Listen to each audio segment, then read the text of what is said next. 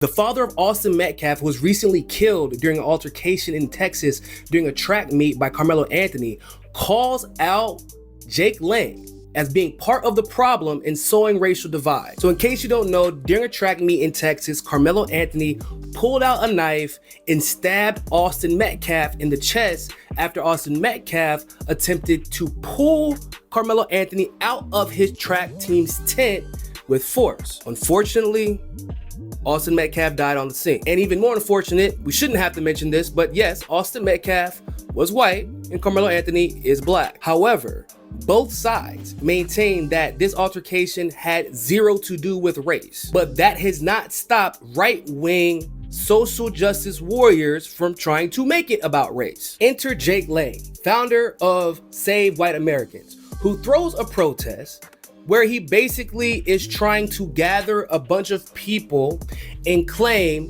that the reason Karmelo stabbed Austin Metcalf is because Austin Metcalf is white. During this protest, he calls Austin Metcalf's father because Austin's father refused to go. And he didn't like the way the conversation went. What can I do for you? Jeff, first of all, my entire heart rests in your hands. I would be in my position, not even as somebody even knew your son, but somebody that shares the same understanding. I grew up as a 17-year-old young white man too, and I grew up in fear of my life around black people because they were killing and robbing people around me all the time. And I don't understand, as I was a father, you could sit idly by and not condemn the culture that killed your son. There is an epidemic problem in this country, and your voice could be one of the loudest voices in this country, but you've chosen to recoil out of fear and continue the suppression. Why will you not stand with me and with the rest of the people? We're not calling for racial divide. We're not calling for hatred. Would you be willing to stand by me in a press conference or in an individual interview and talk about this issue that is larger than Austin at this point? God rest the beautiful young man's soul that would have been one of our strongest voices if he was still alive today. Are you done? Yes, I am, sir. Okay, my turn to speak. You are part of the fucking problem, my friend. You're trying to create more race divide than bridging the gap. I do not condone anything you do. You do not have any fucking... That's called white guilt. No, let it talk. But my son, let me finish. I give you your time. You take my son's face off your website. I am not associated with you. You're creating more Austin Metcalfs with your weakness, sir. You are creating more Austin Metcalfs with your weakness. You're not being weak. I gotta be honest with you about that, sir. You're being weak. Condemn your son's killer and the culture that caused it. Hey, Jeff. That's the problem. You've been submitted. Hold on, Jeff. You've been submitted. Yep. Austin's father tore into his ass and made sure that he knew that he is indeed part of the problem and that he does not buy into Jake Lang and these other right-wing social justice warriors' racist frame of mind and their way of thinking, trying to sow division where there is none. And of course, by the way, it isn't just Jake Lang. Right-wing social justice warriors all over the internet have been trying to make this about race, even going out of their way to create another GoFundMe in order to compete with the family of Karmelo Anthony, who's raising funds to deal with any incoming expenses that they weren't predicting as a result of this case. There have even been people like Tim Pool who have blatantly lied about how the Karmelo Anthony family is spending the money that was raised for them, claiming that they use this money to buy a new house in a gated community and they're just taking advantage of the people as if it's not possible for black people to afford a house in a nice community. And despite the fact that the family thoroughly debunked this lie and the website GiveSendGo debunked this lie, they all maintained it. They refused to delete their tweets and retract their statements. And let me be clear, the claims that were used about the public donation to buy a home or anything else are completely false. We have not received a single dime from the GiveSendGo fundraiser. And the co-founder has stated that clearly. In the reality, we were just notified yesterday that we could begin to withdraw funds. And it still takes several days to receive those funds once a request is made. Why do we allow fundraisers for people accused of violent crimes is, I guess, the underlying question.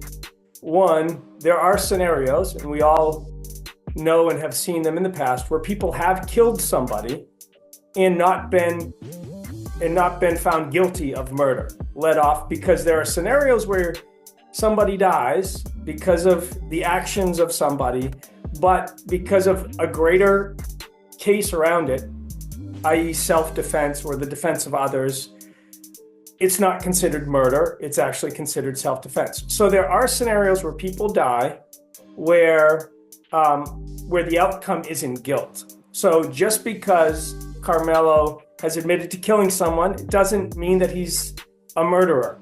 It means that he killed somebody. And he, just like everyone else in the United States, they deserve the same presumption of innocence in a court of law that everyone else does, or that they deserve that same due process and foundation, that cornerstone of our legal system that has existed for everybody. And they've even go out of their way to blame the quote unquote culture on Metcalf's death, forgetting that the truth is, unfortunately, Metcalf was the one who initiated the violence. What's even wilder is these right-wing social justice warrior racist pieces of shit don't even realize how much they're exposing themselves. Because around the same time this case is going on with Karmelo Anthony, the case of Casey Allison is happening at the same time, and the circumstances are strangely identical except for a few important things. Casey Allison, also a high schooler from Texas, stabbed another young man in the chest in a claim of self-defense. Casey Allison also brought a knife on school campus where he stabbed this young man. Hell, just like Karmelo Anthony,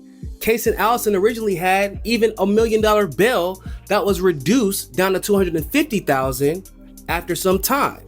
Like, it's almost identical what took place. Now, the reason you probably haven't seen not a single right-wing SJW talk about this case is because Casey Allison is white and he stabbed a Latino. There's no outrage, no GoFundMe page, no smear campaign, and Casey Allison's family didn't have to move to a whole nother community in order to avoid persecution and threats to their family because of what happened as a result of the media's coverage of the case. And that's exactly why Austin Metcalf's father said that people like Jake Lang are the problem. They don't care about Austin. They don't care that a life was lost that day. They only want to use this opportunity to promote racial divide and to demonize black people while pretending as if white people are always a victim, instead of using this as an opportunity to show that there are other ways, other methods that you can use to resolve your issues with one another instead of killing each other, instead of fighting each other, which is exactly the message the young community needs right now. No, the father of Austin Metcalf isn't weak for calling out Jake Lang's bullshit right there on site. If anything, that was a show of strength from a man who is grieving the death of his son, but understands what it looks like when someone is trying to manipulate the population and use his son's death in order to sow division that isn't there, or at least division that wouldn't be there if people weren't purposely trying to put it there to further their own goals. But anything for clicks, right? Anything for retweets and reposts, anything for likes, that's where we're at. But the fact those same people won't mention a word about Casey Allison lets you know they don't actually give a damn about saving lives, about how culture affects violence, none of that. They're just using you. So don't let them make you into one of their useful idiots.